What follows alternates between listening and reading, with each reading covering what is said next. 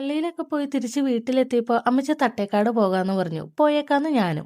അങ്ങനെ ഉച്ചയായപ്പോഴേക്കും ഞങ്ങൾ നേരെ തട്ടേക്കാടിന് പോയി. എനിക്കവിടെ പ്രത്യേകിച്ച് പുതുമയുള്ള കാഴ്ചകളൊന്നുമില്ലെങ്കിലും അമ്മച്ചിക്ക് ന്യൂനൂസനും ഉണ്ടായിരുന്നു. 19 വർഷമായിട്ട് കോതമംഗലത്ത് ജീവിക്കുന്ന അമ്മച്ചി ഇപ്പോഴാണ് ഇത്രോ അടുത്ത് കിടക്കുന്ന തട്ടേക്കാട് കാണുന്നതെന്ന് പറഞ്ഞാൽ നിങ്ങൾ വിശ്വസിക്കുമോ? എന്നാൽ വിശ്വസിച്ചേ പറ്റൂ. അവിടെ കിടക്കുന്ന മീനിനെയും മറ്റുമൊക്കെ കണ്ട ചിലതിനൊക്കെ ജീവനുണ്ടോ എന്ന് പോലും സംശയിച്ചു പോകും. അത്രയ്ക്ക് നിസ്സഹായാവസ്ഥയാണ് അതിനൊക്കെ.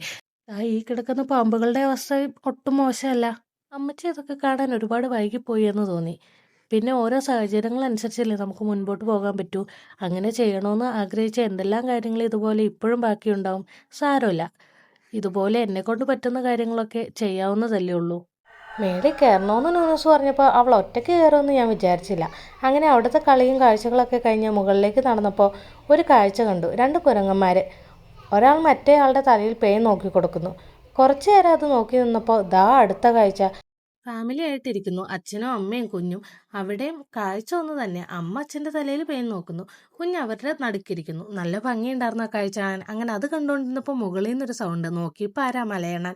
നല്ല ഭംഗിയുണ്ടായിരുന്നു കേട്ടോ കാണാൻ. ഞാൻ ആദ്യമായിട്ടാണ് ഇയാളെ കാണുന്നത്. അങ്ങനെ ഞാനും ന്യൂസ് ഒരു ഡാൻസ് ഒക്കെ കളിച്ച് അവിടെ നിന്ന് പോന്നു.